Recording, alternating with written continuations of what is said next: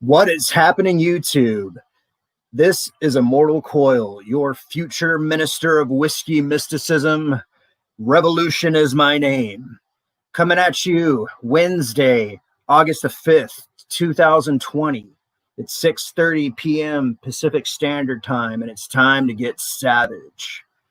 It's a Savage Spirituality, the show that smells like man sweat, tastes like bacon and bourbon, and sounds like what?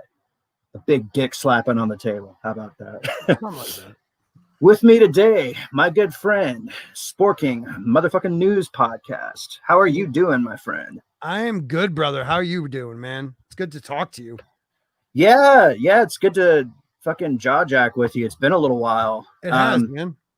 Yeah, just life is one of those things. Sometimes sometimes it pours, sometimes it rains, and sometimes you're choking on dust. Yeah. I mean, for people out there that don't know, we like, you've been around longer than I have, but we had a show together for a long time, man. For a while. Felt like it, and as the fourth wave like permutates, I expect things to happen like that. Yeah. But I prefer to think of the Savage channel as something that's passed around between friends, like a good joint or something. It's like, hey, do you know about this guy? Exactly. He fucking swings his balls and calls it like it is. So yeah, the manliest man on YouTube per drunk 3PO. Per drunk 3PO, yeah. Yes, you are. I met the Rookie Critic once in person, and he went from like no hair on his chest to looking like fucking Chewbacca. So that's how it is. I want to say hail to the chat. I know some people had to pop in and pop out, and they just wanted to give their mad respects. We had, let's see here, Matthias Lateo, Spork Raid, coming fresh off of Sporking Newscast. I'm Sporking Nude, whatever. I know, you can't see him, folks, and you probably don't want to. That little beanie and his glasses, that's all you're fucking wearing right now. That's it, brother. That's it. Yeah. We also got the Time Prophet, like we're saying, can only come on to say hi, and he has to get to bed. I'm sure that there's important time prophet stuff he has going on. It's hard to be an omnipresent being throughout time, yeah, man. Ask Bill and Ted, ask Q. It's a hard job.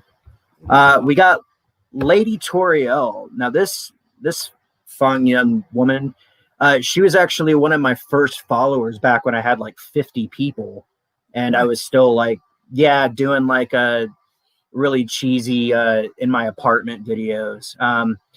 Hadn't seen her around in a little while, but it's good to know that you're still alive and kicking. She has a pretty interesting channel herself, so go and check her out if you can. Yeah, she sometimes jumps on my Wednesday. She's a Wednesday anytime she wants to join panelist. So she's she just started. She never watched a Game of Thrones show and never read the books, and she started the books a few months back, and she's already book 4. So they are addicting. They are. We're going to get around to talking about them here in a minute. I just want to give one more shout out to Tommy and the Guinea Pig Collective. Tommy, the hardest working mod in YouTube. He is currently mod for about 9,537,000 channels. Pretty much. And he's there swinging his wrench in every show, like John Holmes. It's We also got, I saw him in there, Brandon Brad Creator. He is actually one of the faithful motherfuckers that shows up every Wednesday to listen to me blither about entertainment. Nice. And that's held high in air quotes because it's not very entertaining all the time. I hear you. We got a couple of sad stories. We just kind of wanted to pay some respects to 2 individuals before we get into the news cycle, as it were. Wilford Brimley. Most of you guys know him as the guy from the diabetes commercial. I also remember him hawking a Quaker oatmeal. Hell yeah, me too, man. Oh, definitely. Yeah. When I was a little kid, he's like, look, eat some oatmeal, I'm going to come over and shove my fist down your throat. I was like, yes, sir. Yes, sir. Because he had like this, like, it's good for you, damn it, eat it. Like he was telling you the nutritional value, but he was still like he just got off a horse and spit before he told you that. like if you didn't eat oats, you were not a man. Like, what the fuck? He wouldn't even talk to you. He's like, go eat some oatmeal, put on some pants, and come and talk to me like a man. Be a man. Be a man. But joking aside, this is what Wilford Brimley's IMDb. So he was actually in a lot of really fucking cool movies. Cocoon. Hell yeah. The Thing.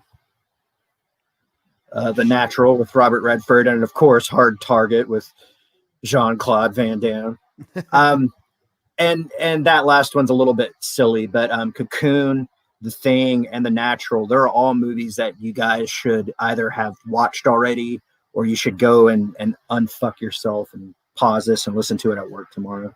Hell yeah, dude. I loved him in The Natural. He was awesome in The Natural. Oh yeah. You know, and The Thing is a classic of horror, sci-fi horror. I would even say it paved the way for many space thrillers, many odysseys. Yes.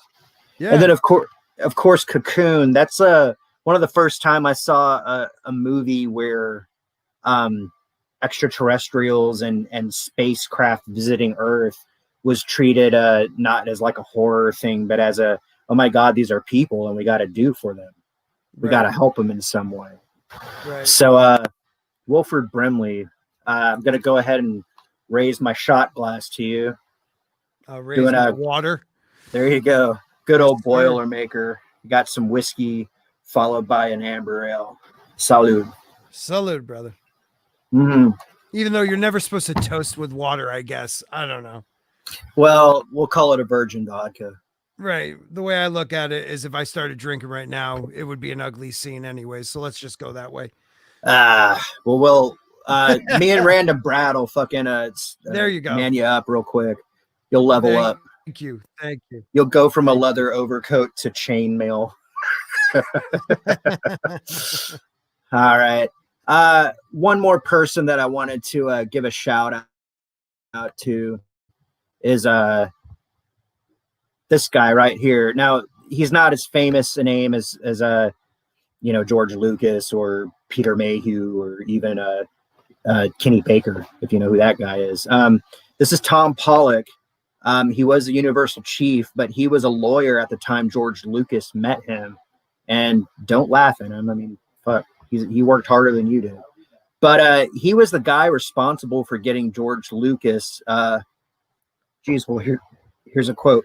Tom Pollock was pivotal in my development as both a filmmaker and businessman from the get-go. He was there at the very beginning when I was fresh out of USC film school and throughout the unexpected successes that transformed our lives and careers. He helped in the creation of Lucasfilm along with American Graffiti and Star Wars and stood firm and unrelenting by those he believed in. A champion of creativity, Tom was a good friend and will be missed by all of us who are lucky to know him. So when you think of all the crazy things that George Lucas was able to do to have sequel rights that the studios could not fuck with, right? And to get the franchising rights, which the studio was like, whatever, fucking Buck Rogers. And George Lucas was a gazillionaire, and I'm sure this guy was too. Right, he must have made some money off of that. But you got to think, without him, would George be, would the prequels be what they are today? I know there's people that love it or hate it. I have grown to enjoy them more than I did when they first came out. But George Lucas did something a lot of people weren't able to do back then: keep control of their property, of their intellectual and actual physical property. Like, they would have took, if it wasn't for this guy, think about it, there would have been Star Wars. Well, they would be doing what Disney did right now, try to shit out a bunch of movies that kind of are based on what came before. But they would have done it. They would have done it in 1980, Exactly. So The Empire Strikes Back would have had Nike logos all over it, Yes. Luke's like flying to Dagobah. He'd be like, geez, R2, how far are we? Okay, I'm going to take a moment to eat Kix breakfast cereal. Exactly, dude. You know what? Real quick though, I Bullshit. was about to say what Toby Moss was saying in your chat. I didn't know Okay. Wilford Brimley was in Ewoks: The Battle for Endor in 1985. No shit. I didn't We're gonna realize go he ahead was and in that, highlight man. that. I probably have only seen that movie maybe twice, and it's been a really long time, but I totally forgot he was. So we got a connection with these two guys passing away. Okay. I was unaware of that too. Thank you, Toby Moss. So Yeah.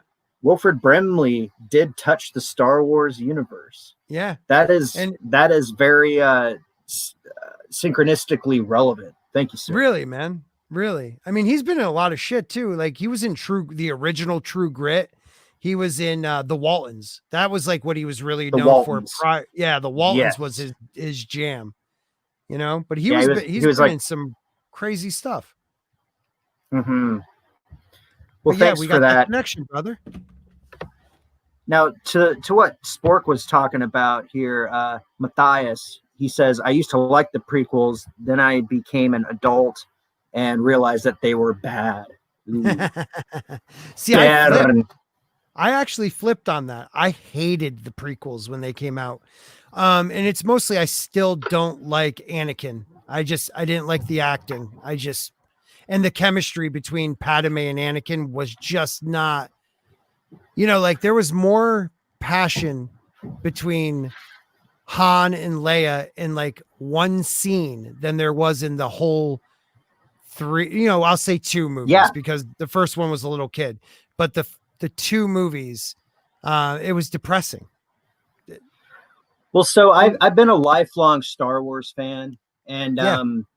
I read novels and shit and all that. And right before Revenge of the Sith came out, I was on some backwater podunk, probably GeoCities page or something. You remember that, guys? Holy shit.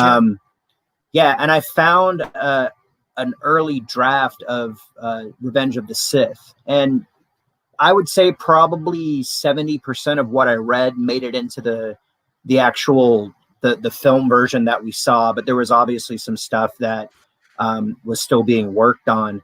But Right. the dialogue that I was reading, I wasn't reading it the way that we heard Hayden Christensen perform it. I was Right. reading it. I was picturing Hayden Christensen's face, but the performance of maybe James Earl Jones, not the voice, but the way that James Earl Jones would say that. Yeah. So if he was using that medicine voice and, keep that shit in the Senate where it belongs, I got more important shit to do. Right. like you underestimate my powers. Yeah, but Like you underestimate my power. Yeah. That kind of shit. Or the whole sand line. Like he could have just look, there was a kid. All right. My mom and my grandmother growing up watched what is that? General Hospital. So I knew everybody in General Hospital. And there was a couple. There's a couple called Luke and Laura. They had a kid. I can't remember his name right now. But the kid who played it was Kylo Ren. Yeah. the kid who played him was one in the final cuts for being Anakin. I could tell you right now, that kid would have been 100 times better in the role because the kid knew how to emote. Like Anakin was all about emotion. He was too much emotion. He gave in to his emotion. And I'm not trying to diss it, Hayden Christensen, but he just didn't have, he had the whiny down, but that was it. Well, yeah. And I've even read interviews where Hayden Christensen wanted to take the character dark. Yeah. Almost from the get-go. But George was like, no, I need you to pull back and be kind of, a little bit more testy and, that kind of thing. Another thing. Yeah. I also read that early on, they were considering Leonardo DiCaprio to be Anakin. That would have been phenomenal. Oh, yeah. I mean, I remember when I first saw him, it was like in, Romeo and Juliet. And I was thinking yeah, this guy's a pretty boy fucking puss. And, he's turned in some really good performances in actual movies that I give a shit about. Oh, yeah. Requiem or yeah. So, you know, Gangs of New York, he was great in. He was great in The Departed. Like, he's a good actor. Departed. I Yeah. did not like him when he first came out. I thought the same exact thing, dude. But And he shows that he can act. yeah. And then I thought the same thing about Brad Pitt. Now, he wasn't considered for Anakin, but you know, Thelma and Louise, he's just there for eye candy. He's like, you know, right. Whatever. I think Interview with the Vampire was the first time I paid attention to that guy, and then by the time it got into Legend of the Fall and Yep. all that other stuff, like it kept on getting better and better. Fight Club was the one I was like, okay, I was wrong. Yeah. I need to. I'll admit it. I'll go back and do my homework. Yeah, and I think I could agree with you on that because I hated him in Interview with a Vampire, but now I like him in it. I just didn't think he did a very good. One thing about that guy is he doesn't do accents well. You know what I mean? So don't even try. Sure. It. You know, except for that. But then Snatch came out, and I was like, oh my god, dude, he's doing like that Gaelic thing. That was fucking awesome. Weird one that nobody can do. And then it also it kind of set the tone for the brooding vampire who won't take human life because he has a little bit of a conscience that like totally informed, you know, except for Blade, probably 20 years of cinema at least. Holy shit, you're so right. Yeah. And then what do we have? Tommy never watched the sequels beyond The Force Awakens. Thank you, because I didn't know that. It says the prequels are still better than the sequels. And course. I think anybody listening to this, whether it's now live or in the future during playback, I don't think anybody likes the sequels. I think we would take the worst filthy Sam line over what shirtless Kylo Ren taking a shit with fucking I couldn't Ray stand watching. The Force Awakens. I didn't even like that movie. Like, I just felt like it was a redo of A New Hope with a new character. You know, like I watched it. I really thought, this is what I thought at the end of that movie was, you killed Han. He was a deadbeat dad. Now we got to Luke. What are you going to do with him? And we found out in the next movie. So I can agree with Tommy because I have to be able to see how horrible it is for myself. Yeah. I actually didn't get to see The Force Awakens right away. I had to wait until the following March because of stupid reasons. But I remember sitting in the theater when Han died. I screamed at the same time that Chewie did. Yeah. And then, you know, there were moments like when you saw the Falcon flying around, you kind of were like, okay, I remember that. Remember Barry? Yeah. And then I was really pissed off that the Orange Yoda never got to tell the interesting story of how she came across Anakin's lightsaber. Right. And I say that emphatically because if you go trying to look for that from Hasbro now, they call it Rey's lightsaber. Nah, that's Anakin's. That's Anakin. Yeah, the Black Series. It's Rey's lightsaber, and it shows her on the packaging in some bullshit chalk drawing wielding Anakin's lightsaber. But no, the Rey's lightsaber was that fucking yellow Olympic torch thing that that she probably stole from a Jedi temple guard. Oh my god, so messed up, dude. I didn't realize like she steals everything else. She should have been more of that type of character. You know, someone who doesn't trust people, someone who, you know, who is looking out for number one, but they made her just perfect. Yeah. You know, and they didn't tell any stories. And the more that I think about it, the more they tried to introduce the characters to supplant the older characters and then shit on the legacy of the male characters. And that's when I thought about Orange Yoda, what I was thinking, like, okay, here's somebody who is not 900 years old. She's 1,000 years old. Right. Exactly.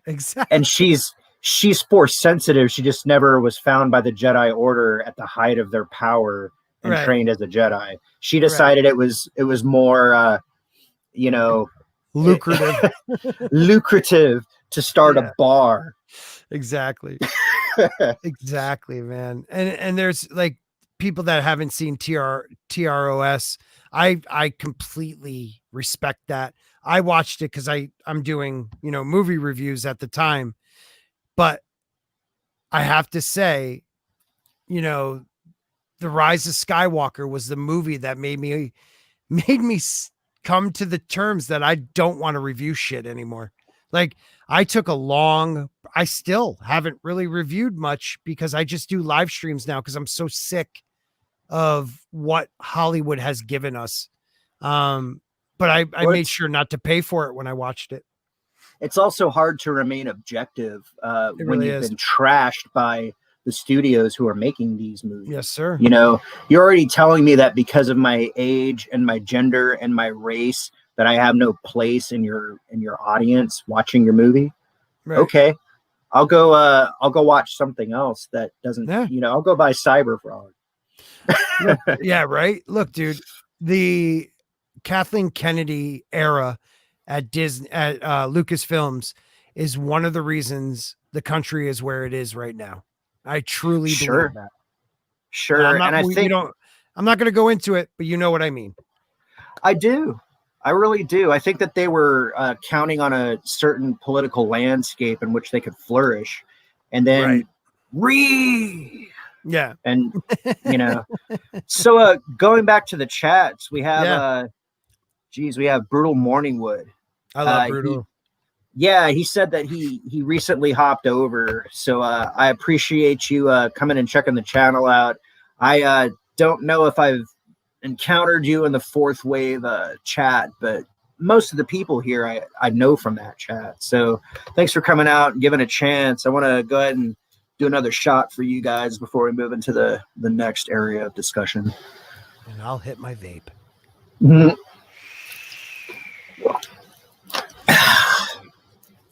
Oh yeah, nice and warm. Oh yeah. Feeling the vape. What flavor is that? That Scott? Would be called cannoli bee cookie. Oh yeah. Ooh. So everybody get real close to your computer speakers and see if you can smell. Yeah. Smell Sporking News. Yeah. Yeah. Sporking News something. Guess what's up to the mic right now, people? Take another really good whiff. That's how you know who the alphas are. There you go, brother. There you go. Right on. So we're going to go ahead and shift the topic into probably what you knew Sporking News podcast best tonight. Many of you joined us from the Game of Thrones stream, and we have some Game of Thrones news. How about that? Yes, sir. Game of Thrones fans want to jail George R.R. Martin for breaking his promise. Sorry, George, you made the rules. And here he is going like, showing his right there. What is that? That's the Buddha palm. Yeah, he's pretty much giving you, I got 4 Emmys right now, bitch. Right. Right. How many Emmys do you have? Shut the fuck up. And everyone behind me needs to give me their Emmys too, because without me, you would have none of these. There you go. But here's what the big hullabaloo is. George R.R. Martin says if Winds of Winter isn't out, fans can imprison him. He said that it's okay. Yeah, do you know the backstory? And this is other internet trolls. Pi is encyclopedic. Yeah, right. Do you know the backstory to that? I keep losing. Well, so all right, there you are. No, I can hear you. It sounds like you're the one cutting out. Like I'm like, yeah, go ahead and tell us. And then like, sorry, brother, my computer sucks. So this is what happened. If you could still hear me, that's perfect.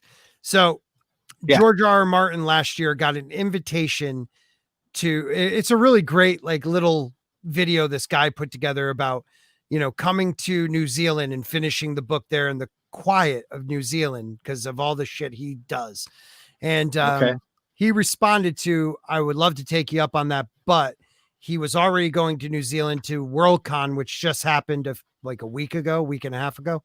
And he said, if I show up at Worldcon without, the finished manuscript to Winds of Winter, you can lock me up. And they have like this sulfuric lake there. He's like, you can lock me up on a cabin right next to that lake, imprison me there until I finish the book. And people really want to hold him to that. And that's what this is about. Got you. Well, because I heard like during COVID, he came back and he's like, yeah, I've been writing. Yeah. I got myself like 2-3 fucking chapters going on. That's pretty much it too. He's like, I've been visiting Westeros with Arya and Jon and blah, blah. And you're just like, all right, dude. So if, and Gary from Nerdrotic breaks it down perfectly. If you're finishing like a chapter every couple days or something like that, or like one every week and a half, then we're screwed, dude. Because he's supposed to have been working on this shit for 10 years almost now. The last book came out. 10 years. Now, do you think it took HBO and Tweedledee and Tweedledumbass to fuck up his story to get him to get back to writing? We were just kind of talking about that on my last stream. I think he stopped writing because of the show. I think after season 6, there was a season, I think it was 5 was the last one he actually wrote a book. No. Season up until season 4 or 5, he actually wrote one of the episodes, and he broke away from that to focus on the book, he said. And then he actually like kind of kept distancing himself from Dan and Dave, D&D, Dumb and Dumber. Mm-hmm. Yeah. He was tweeting about a different series, like a different show altogether, saying how great it was on the finale night of a Game of Thrones. Like he wasn't feeling it, dude. He gave them like a loose idea of like 3 major plot lines and how the book was going to end. And they supposedly followed that. But I think he felt that they hacked it so much he had to wait, because I really believe he went back to fix some stuff. And he also, not for nothing, George put himself in a position too, because by the end of book 5, George has put himself into so many like knots of where the story is going. It almost makes me feel like he had to change direction so much. So you said you've been reading a little bit, right? You're like 1.5 in. Yeah. So I've seen the entire HBO saga. Right. I have my lovely lady to thank for that, because honestly, after hearing people like Doomcock and Jeremy Griggs, Geeks and Gamers, and even like Mahler, people like that, there was so much venom for how they treated that final season that I was like, well, I don't want to like start loving these characters and then have my heart ripped out again. Right. That just happened to me with Han Solo. Right. Exactly. So I was like, fuck it. I don't want to have anything to do with it. And then my girlfriend's like, that's epic TV, sir. And you really need to sit the fuck down and digest it. Right. And I was like, but my friends, and she's like, well, what if they're wrong? They're just dorks on the internet anyway, right? And I'm like, yeah. He's right though. Like that's just like me.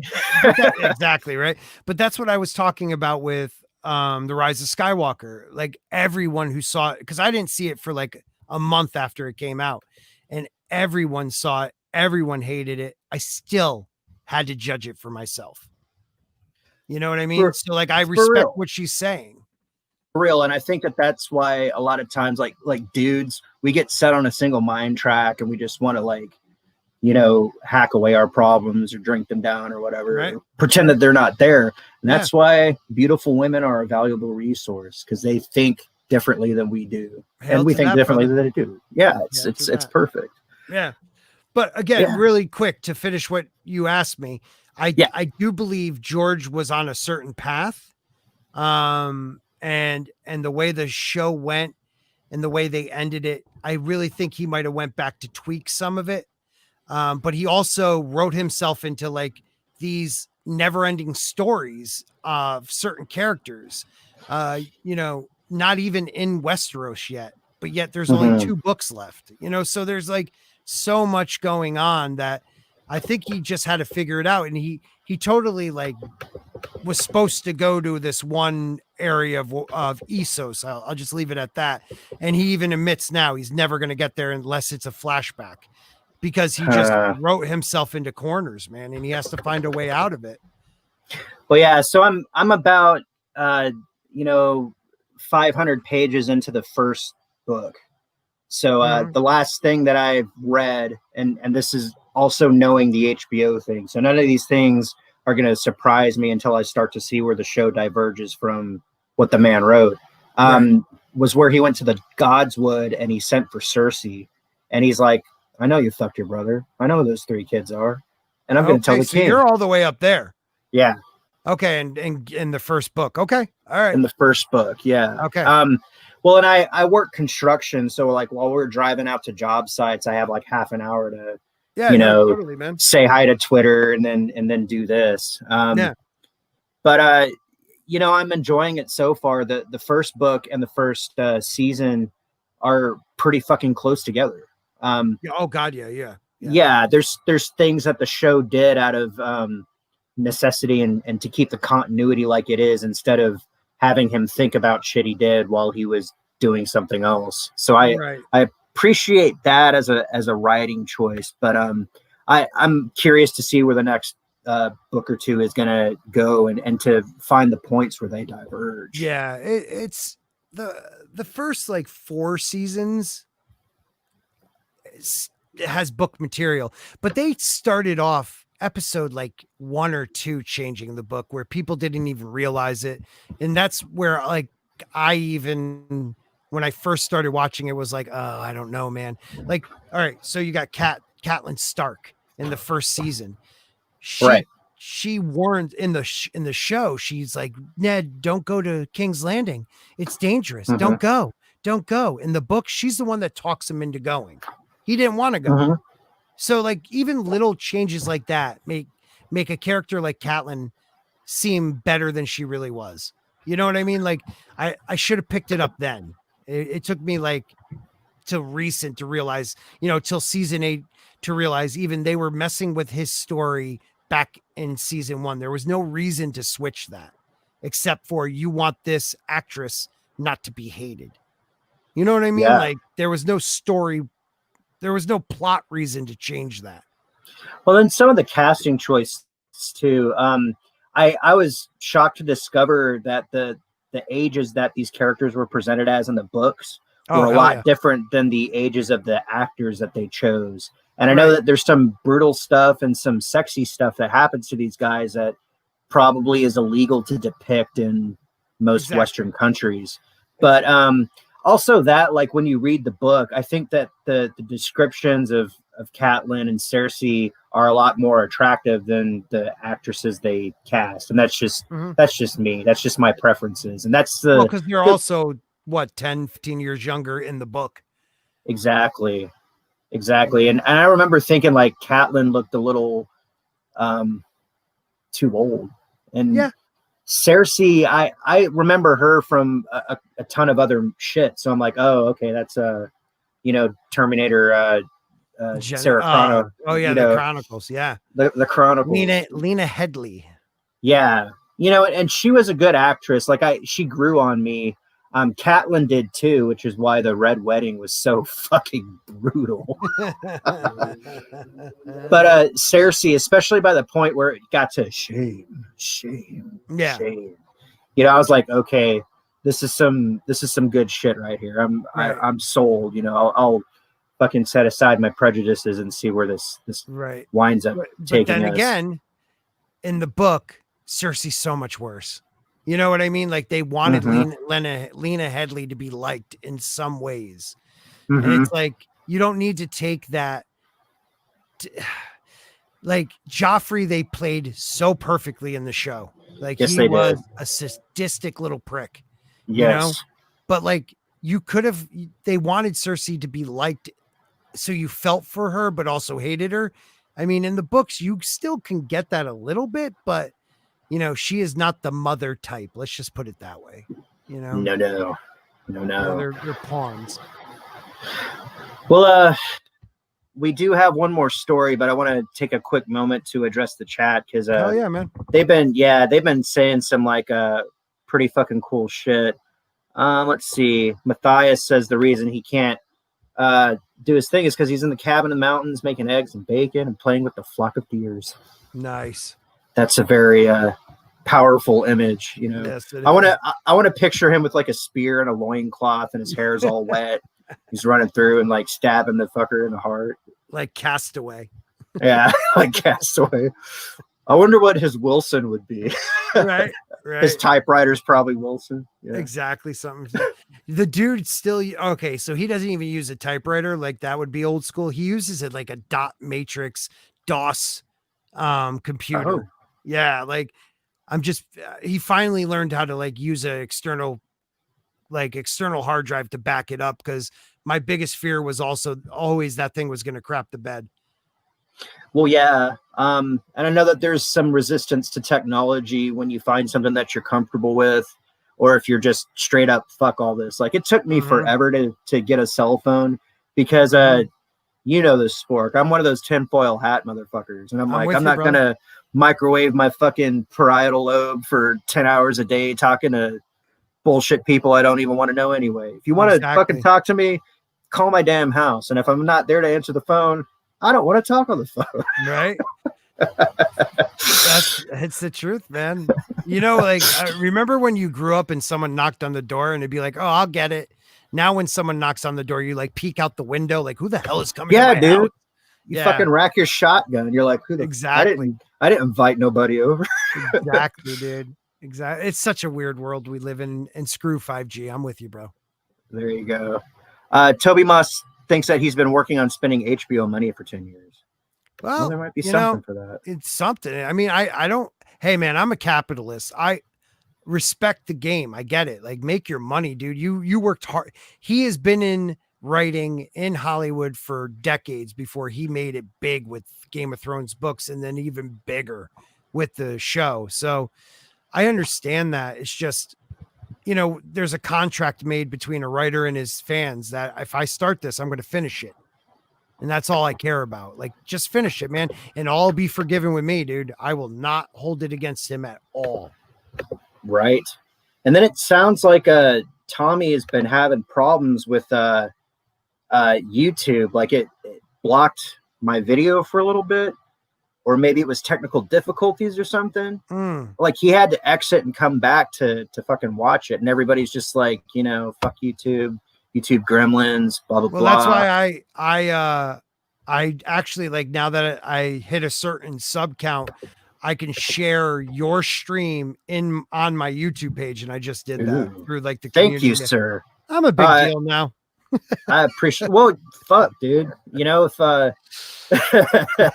if you're so inclined to put a hairy, drunk Wolverine looking motherfucker on your community, I appreciate that. I want to do that more than anything, bro. That's what I want. Fucking Wolverine. Yeah, dude. We got Jeff W in the house. Jeff. Jeff. Yeah. Hell yeah. And then we got, oh yeah.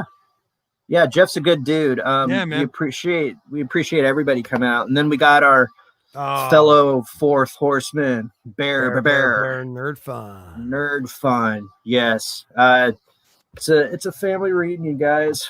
I might be tearing up, but it's probably because the strength of this the ABV. You're trying to smell my smoke. I know, right? I'm tearing up because Sporking News smoke smells so sweet. So sweet. Hey man, I'll throw it out there right now. We are working on it. It might not be very soon, but we are working on Fourth Wave original lineup hopefully once at least every 2 months, streaming together like the old days. What an epic stream that would be. Yeah, you can't do it like all the time because people would be like, all right, they're just doing their thing. But once every few months, just fucking going raw dog on it like we used to. Yeah. Well, and I think that it's kind of like when you remember when the High Council like changed and like Jeremy's like, yeah, I don't got time for this. And then EVS is like, yeah, I'm going to step back and just like focus on making Cyber Frog. And we're kind of like, oh, fuck. Because like for a second there, the High Council was the shit. That was our go-to. Oh, yeah. Those were our boys. And then we're just like, I don't want shit to change. And I know that's how life is, right? Yeah, and the current iteration is like really entertaining for what it is. But like those nights when the original three get together, we're just like, ooh. Yeah. No, I I just respect that too.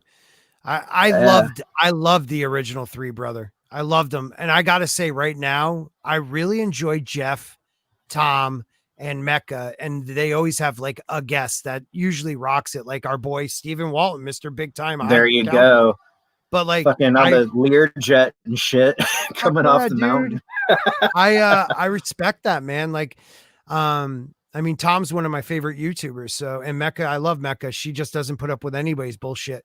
Oh And yeah, Jeff's and Jeff, dude. Jeff's OG. well, they're good people. Like one of the things I could say for being a channel under 300 subs, I have had the opportunity to stream with each of those individuals on Right. different occasions, and Right. they're all nice, fucking actual human people. I I don't love the get band any of men sort too. of, yeah, I don't get any sort of like difference between what their personality would be like hanging out in a bar versus when they're in front of their microphone, and that's what's liked about it. So Mm-hmm. yeah, yeah, dude. Yeah, I'm with you, brother. And again, not to pair our brand of entertainment to theirs, but there's a certain thing like when you get the old band back, it's like nobody can quite play Led Zeppelin like John Bonham, even though they've tried to have other drummers, even his own son. Yeah. You know, The five of us were a weird mix of dudes, and I love it. The five of us are a weird mix of dudes, and it worked out really well.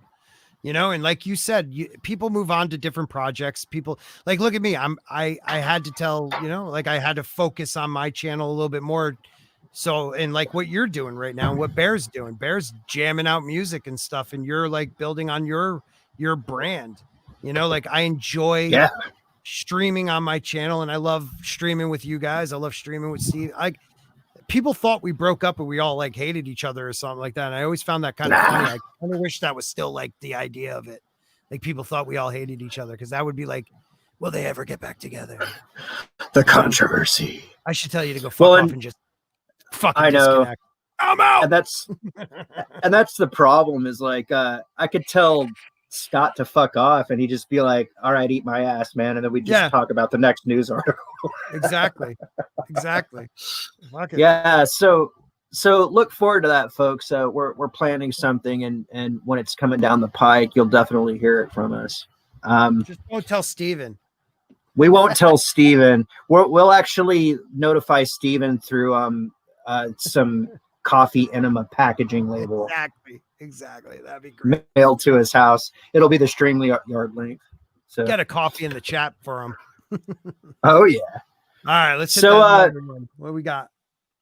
So what we got here, it looks a little pixelated on my end. Is it coming through on you guys? No, it's pixelated on my end. Just reshare it. Okay, hang on. Let me Yeah, my I'll just computer close can't this do thing shit. down. At least you actually had Reshare. letters. Mine would. Nah, it's still pixelated, but just read out what it is. We'll be fine. These fuckers. Okay. Well, what we were trying to do here is something like Random Brad was talking about was like, oh, did you hear about this bullshit with George R.R. Martin? Well, right. George R.R. Martin, and this is from the Telegraph by Ed Power, August 5th, which is earlier today.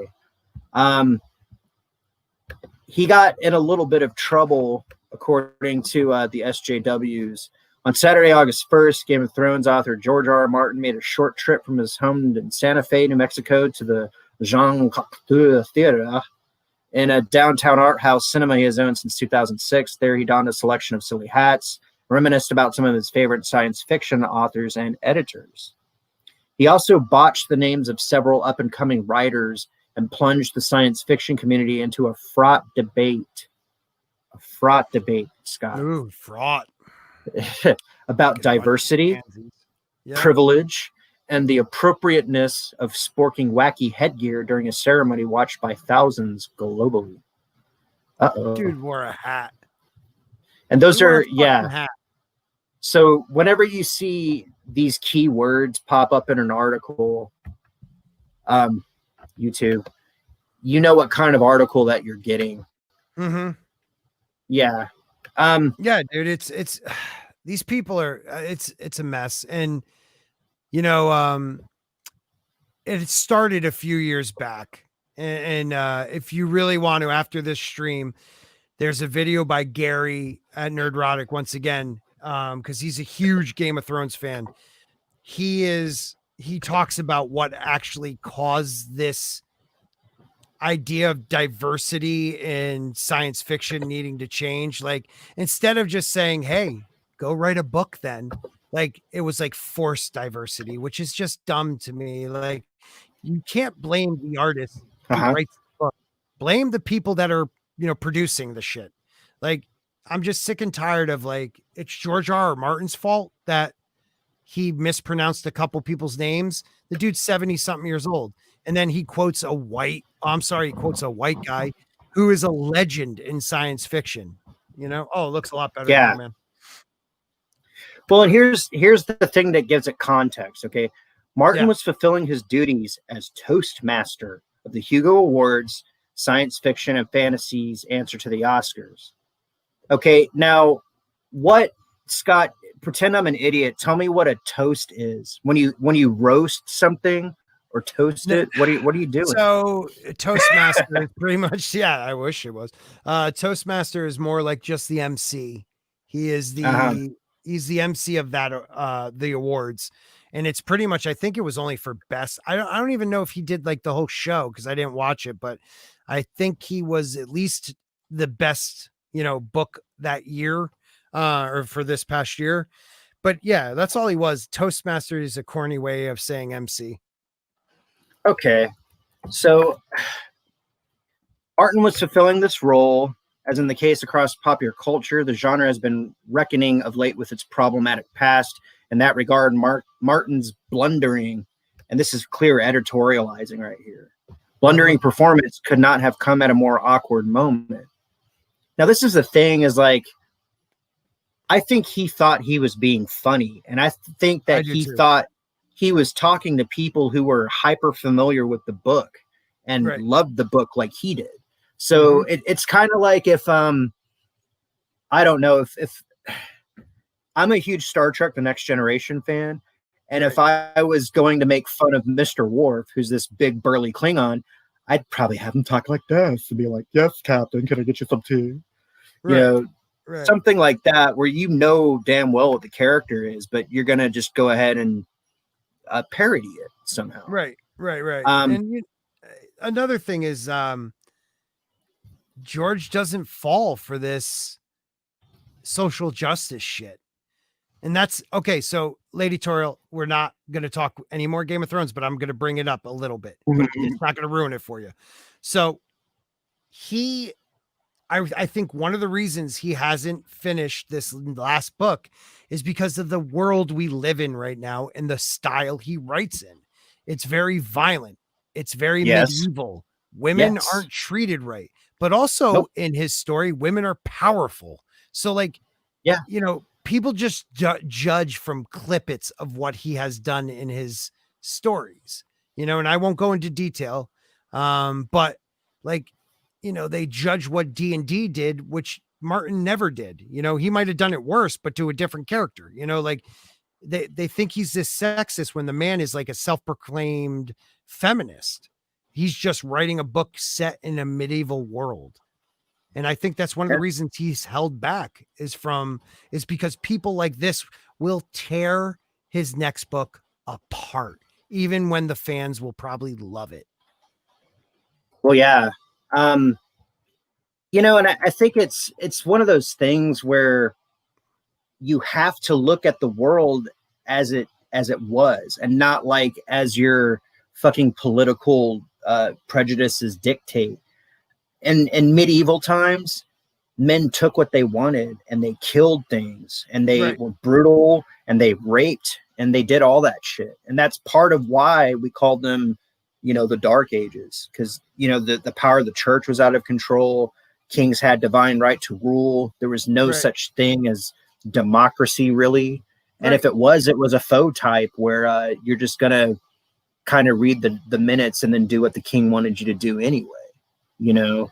Right. And then very much so, women who came to power did so through cunning or through their sexuality. Yes. And that's what George focuses on, you know, and he also makes these women powerful warriors in some sense too. And some of them, yeah. So Arya becomes one. Brienne of Tarth certainly is. Yeah, she's Brienne of Tarth is your best example. Ugly, big, powerful, you know, but takes shit because she is a woman, but doesn't care and pushes through that. You know, like, again, I don't want to spoil it for people because there is somebody in the chat that I respect and want back on my show, so I won't do spoilers, but it literally, you know, George is not writing, and Tomas says it really good. Trying to make a fantasy world conform to your beliefs is bullshit. It's bullshit. You know, like, absolutely.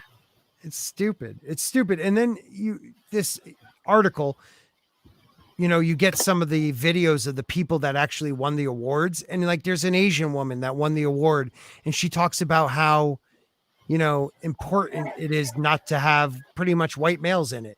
There's, you know, they were proud. The Hugo Awards were proud that no men were up, no white men pretty much, but no men were up for best book this year.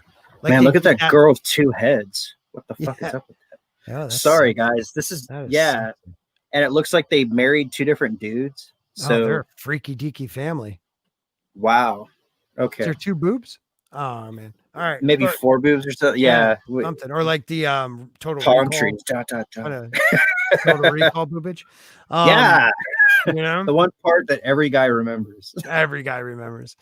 But that's it right there. Like they were proud that they didn't put any men up for best, you know, novel this year. So it's one of these things where people, like, I don't know, man. Like, I don't remember Martin Luther King like saying, I want to get to, you know, I want to imagine a world where my son can dominate your son because he's a white boy, you know, like, right.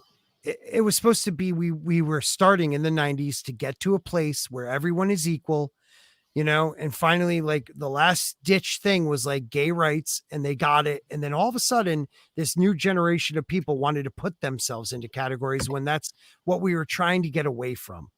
So now it bleeds into everything we love. And we're bad because we're just who we are, which is, to me, racist. You know, you don't know me. You don't know everyone's a little bit, character. But no, what I'm saying is, you don't know the content of my character, but because I fall under that category of white male, I must have privilege and I must be an ist, you know, and it's ridiculous, man. Well, that's just as racist as assuming that if you're black, you're going to rob me. Right. You know? Yeah. If you're Asian, you're good at math or something. It's stupid. I know a lot of Asian. I have an Asian buddy who sucks at math. You know, like, it's like one of those things. Like, I know somebody. Well, guess what? Then that blows out the whole stereotype. That you can't, if not everyone falls into the stereotype, then that's why they call it a stereotype. Like, absolutely. all white men aren't trying to dominate the world. Some of us just are happy, you know, raising our family and being a productive member of society. And George is taking shit for being a white male. That's what he's taking shit for. But he's an old white male over the age of 50. Yeah, 12 months previously, at the 2019 Hugos in Dublin, Hong Kong-born author Jeanette used her acceptance speech for the John W. Campbell Award. So this is the previous year's. This is the one I was talking about. I thought that happened this year. It was last year. She used, that's okay. To proclaim that John W. Campbell was a fascist. Jesus Christ. Already on his way to cancellation is H.P. Lovecraft. Fucking Harvey Cthulhu. Hail Lord Cthulhu. God damn it. Right. One the xenophobic godfathers. Yes. Godfathers of this genre. But if it wasn't for him, you probably wouldn't have had the ideas you had. You know, like, whatever. Well, so H.P. Lovecraft already on his way to cancellation. And this is what bothers me about these type of articles, is that they're writing in an editorial sense from a very emotional base.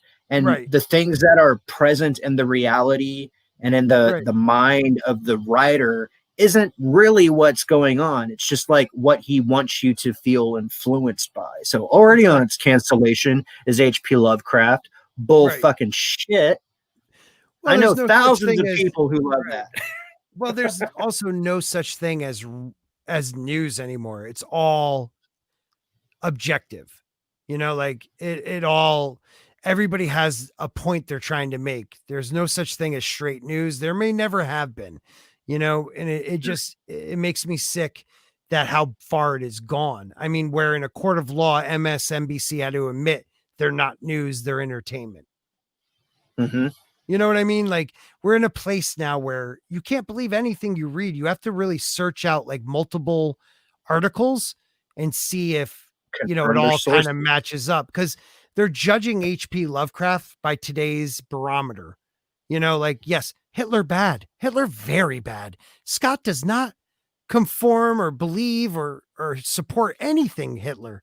But I don't Right. know enough about HP Lovecraft to denounce the man. And also I separate the art from the artist, you know.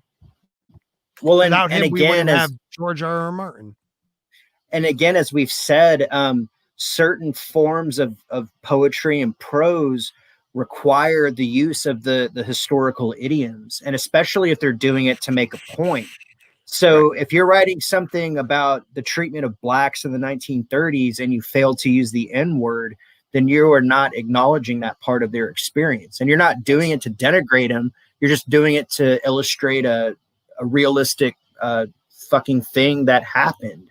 Right. You know, you can't hide your head in the sand from history, or you know what's going to happen? Relive it, brother. It's going to repeat itself. So, that's why I truly believe, actually, that's funny you said that.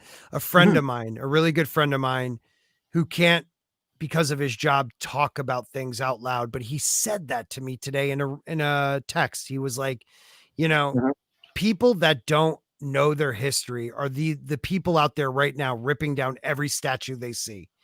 Absolutely. And then when there's nothing left and then it happens to them again, they're going to be like, how come we never saw this coming? Exactly. Because you don't know what the fuck happened to Rome. You don't know who the Visigoths are. Right. And you don't know who Constantine is. Exactly, man. You can't cry. Exactly. You can't. You got to know it. I might be terrible with dates, but I know I'm not a scholar, but I at least know enough history where I know what was bad, what was good. And I understand this is like one of the first times in history where history isn't only written by the conqueror. America allows everybody to write the history they believe. So we're getting a truer history than we ever have before. But yet people still look, Marxist, fascist, whatever. They don't like what we do here in America. And people want to put limits on free speech because right now it would work in their favor. But who's to say 10 years from now, it turns on them? That's what I try to explain to family members that are very liberal. Like they don't understand that. Yeah, right now you might have the power, but in 10 years, let's say conservatives are like truly the ones in power. Well, they're going to use what you changed in the law to destroy you. Like absolutely stupidity, man. Well, it's the same thing. They're like, well, nobody should have guns. Nobody should have guns. Everybody should be made to give up the guns. How are they going to take guns, huh? Right. But it's also people not knowing the Constitution and not understanding it. Absolutely. I'm sorry to keep jumping on you, dude. I get excited. But no, and that's one of the reasons why I like you as a guest, because I think that we're pretty much in sync with this. And the fact that the thing that this thing is subtly underscoring is that the people who are in charge of the media want to tell us how to think about these people. Right. And if they have a beef with these people, they're going to totally demonize them for stuff like this. So they bring up the speech from last year. They go on to say George R. R. Martin, however, seemed to not have read the diversity memo. I can almost read this like them.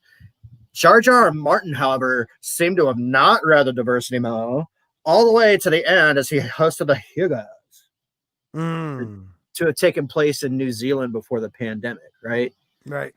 He reminisced at length about Lovecraft and about Campbell, the influential editor of the astounding science fiction and one of the architects of the golden age of science fiction in the 30s and 40s. Mm-hmm. Right?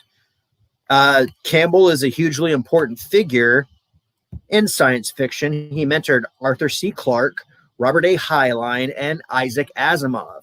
Oh my God. Icons.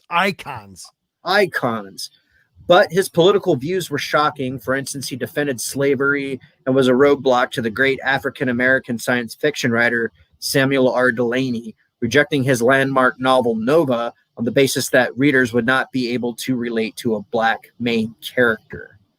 Again, we're looking at that through today's views. This guy was an asshole, but he also was a great part of this history. Like, he did stupid. He was maybe was a racist, or maybe capitalism told him, I don't know if we're going to be able to sell this book. I don't know. You know what I mean? But this guy definitely has an agenda, what he's trying to say. Well, it's the same thing. So we could look at Thomas Edison. Okay. Oh yeah. Dick. Now he invented so many things that we still use today, but he didn't like Nikola Tesla. So he and the bankers made sure that his shit never saw the light of day, and he died in poverty, even though Tesla was the kind of guy who was literally going to give everybody free energy. Look, but we can say Thomas Edison's a dick, but still listen to records. Put it this way, bro. Still turn on the lights. The majority of shit we have electronic today is because of Tesla. AC power that comes into your home right now, that was Tesla. DC power was Edison. They had a falling out. And DC power is great. It runs motors, electrical motors and shit like that. But AC power is the reason why we can have power in our houses right now. And it doesn't lose. Like, we don't have brownouts and shit. Like, I'm an electrician by trade. So, like, to me, Tesla, the godfather of it all. Like, Edison used the people in his crew to make him look amazing. Absolutely. See, like, Edison wasn't the wizard. Edison was like, he was a good businessman, and he did invent some good shit. But Tesla, just to fucking ride this horse for a little bit, he was experimenting with like the ultra fucking mega high electronic spectrum that would have made AC absolutely obsolete, because it's the same shit that's in the. I got planes flying over. I'm sorry. All right, you're fine still.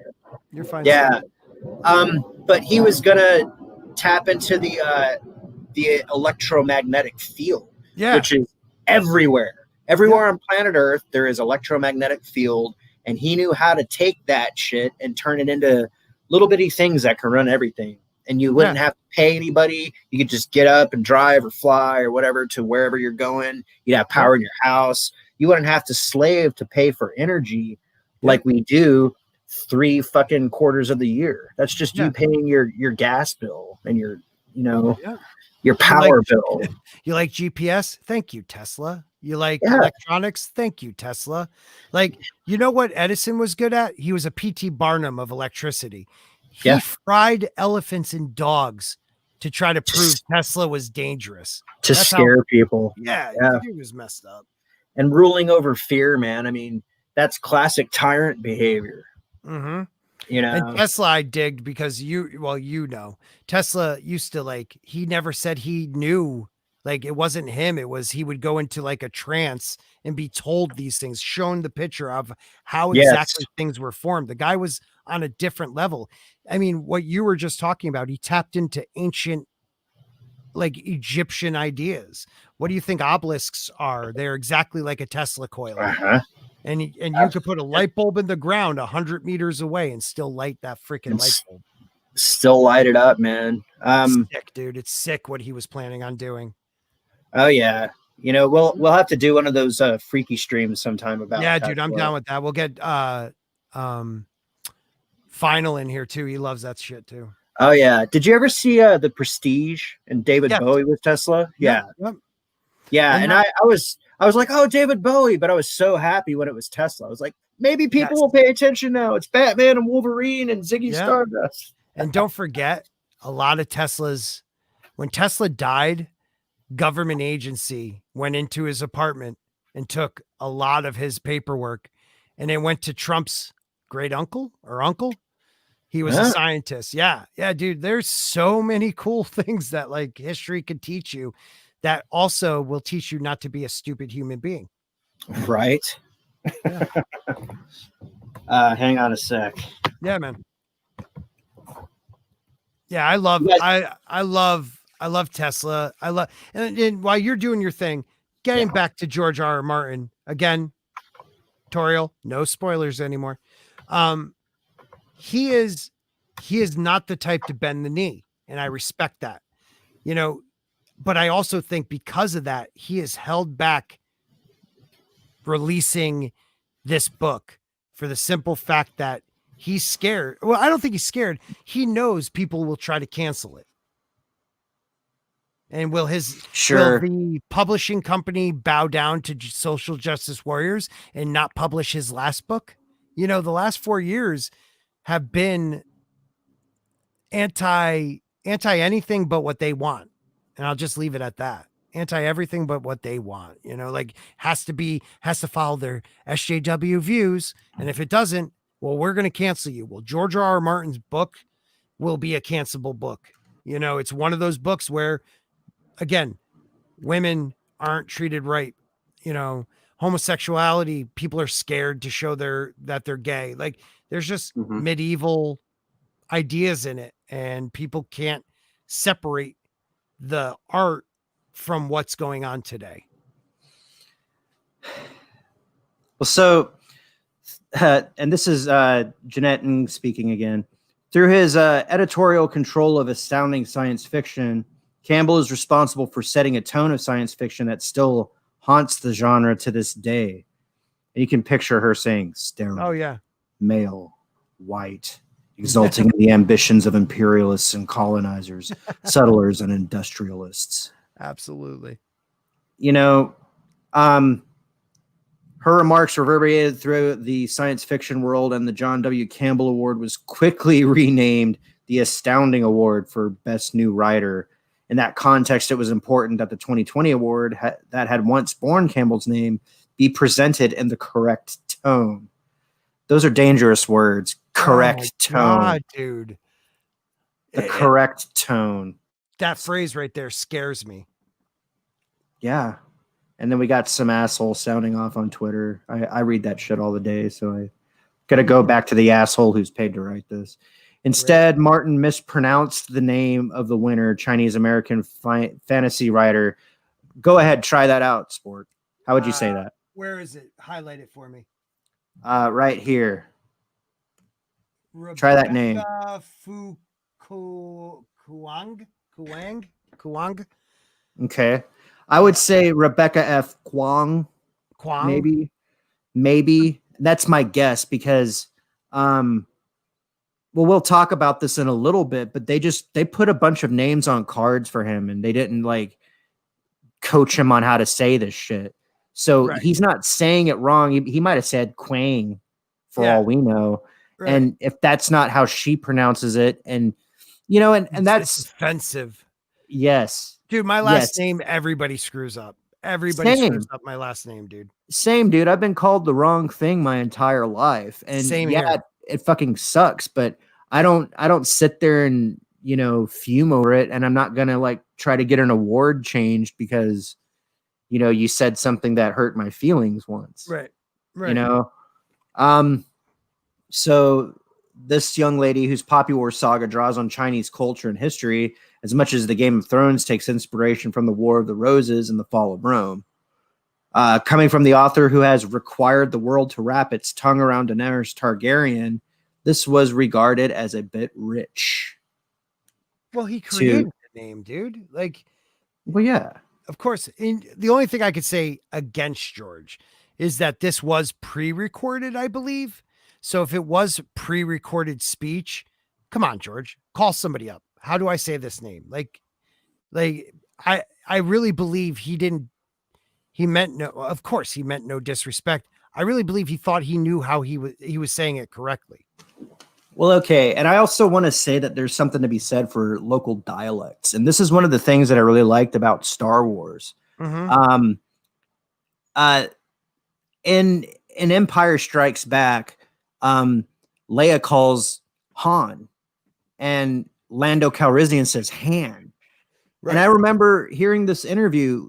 Mark Hamill walked up to George Lucas and he goes, "So is it Han or is it Han?" And he goes, "Well, people in different parts of the galaxy speak differently than they do in other parts." Right. And that's it's a tomato argument. Exactly. I say mozzarella. Other people say mozzarella. I say ricotta. People say ricotta cheese. You know, like and I say immortal coil, and other people say asshole. So I get it all the time, all the time. Yeah, but it's like like a lot of people say, like I don't even know how to pronounce it differently, because I've said it this way my whole life and not even realized I say it differently. Anything that ends in ALL, I pronounce it a little different because I'm from the Northeast. I say ball. Sure. And some people say like ball. I don't know. Something like that. Yeah. There and even like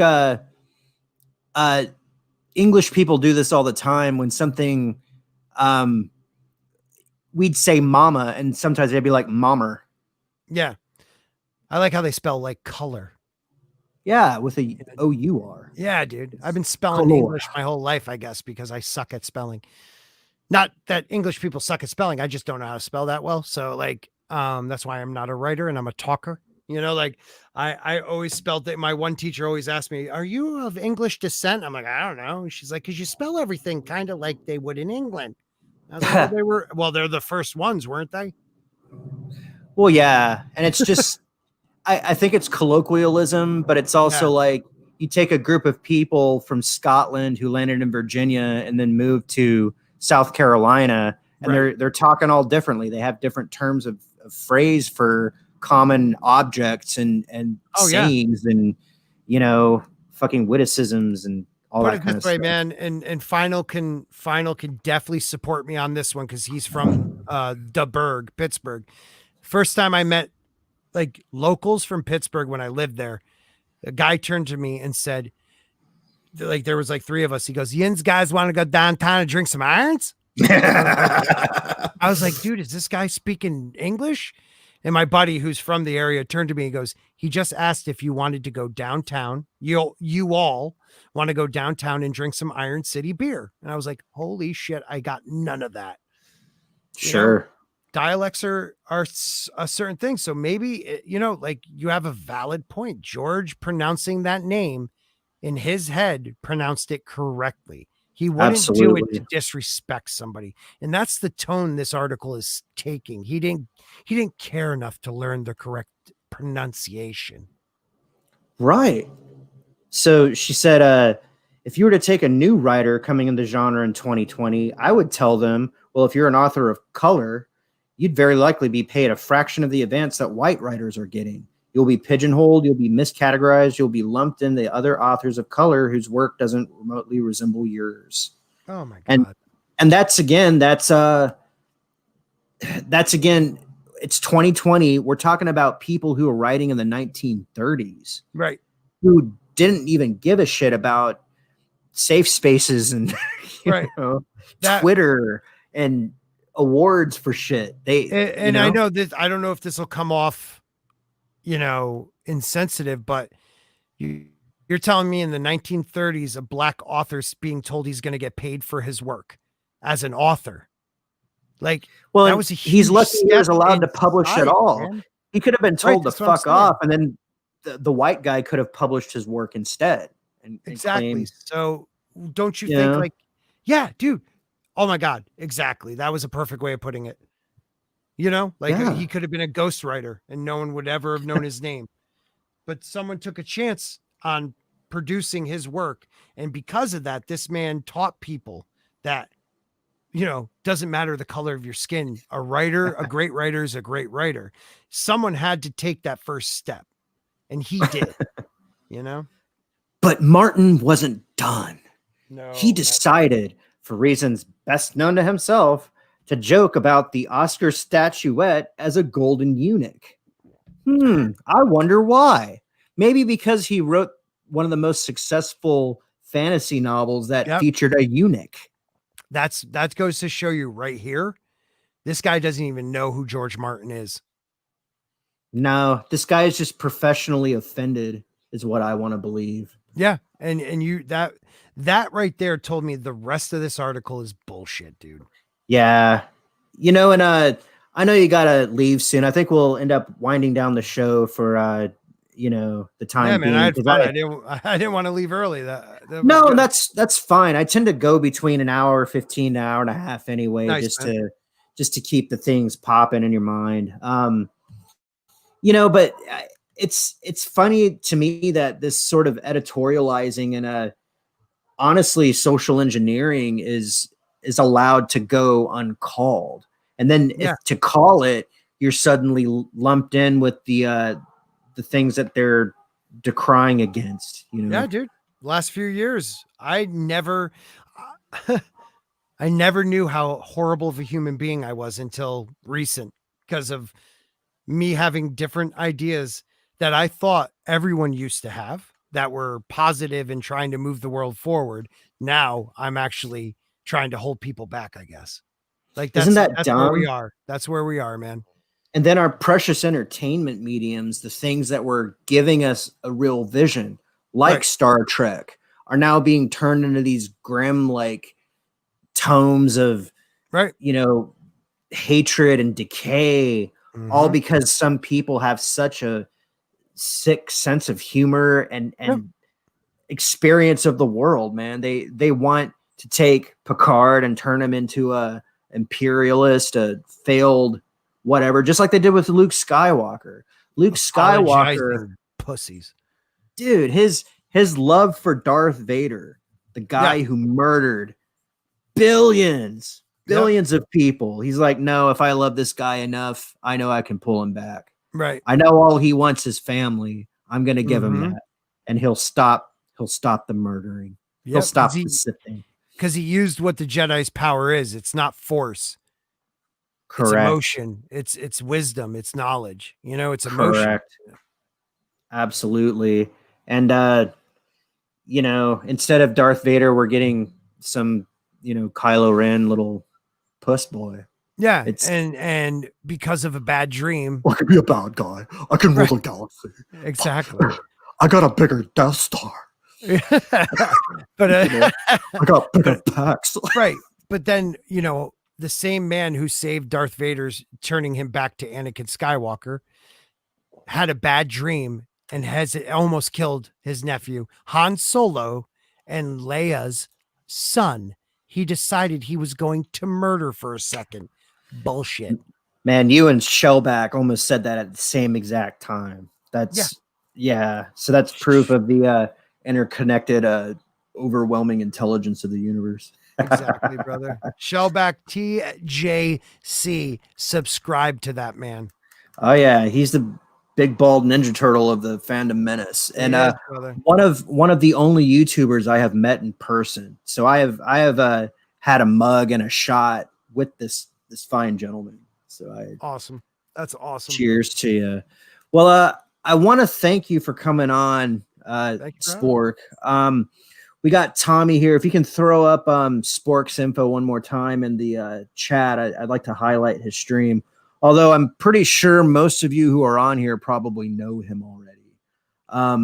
Much appreciated, though, man. Yeah, you're a good guy. You good voice for the fandom menace. Really, there it is. Thank you, sir. Really easy to talk to and get along with, and honestly, I think this is needed in a geek entertainment. That just because you're a geek or into nerdy shit, that you can't also be a man. Right? It's okay to be a man, folks. Yeah, if you have a Y chromosome, it's okay. Yeah, it's okay. There's nothing wrong with you. Don't become an Oscar award. Exactly. Don't write for Yahoo fucking News. Yeah, please. That was pathetic, dude. Please. Well, I appreciate it, brother. Like I said, I think from maybe the second or third week I started YouTube, I met you, Bear, Final, and I already knew Steven for a little bit. Like, just thank you, brother. Always, man. You helped me start my journey, and I'm getting close to monetization finally. So I really appreciate it. I love talking to you too. You come out with some dude. fucking gems of wisdom. I love it. I appreciate that, man. Well, and how far away from you are you in monetization? How many hours do you have to go? I have a little under like 400 hours I need, which people like in the chat, like Deviant Porg, who I know as Palanuki. He has, I remember that guy. Yeah. Palanuki's the man. He has been running like my live streams in the background, just helping me get. So I've been gaining, like I was at 800 hours back in June from almost, 10 months of doing this. And in the last like month and a half, I've gained 3K almost. So awesome. Yeah. People Well, are helping me out. Well, I want to encourage everybody listening, whether it's the people now or the people who like to listen to this on repeat. Definitely listen to this on repeat, but go ahead and play Sporking News podcast in the background. Even my dogs like you. Yeah, they approve. Yeah, we are German Shepherd approved people. Right on. So we're gonna go ahead. We're gonna do one last toast to the chat. Yes, sir. Hell, you guys, go ahead and vape away. And this is Immortal Coil for Savage Spirituality, bidding you guys have a great night.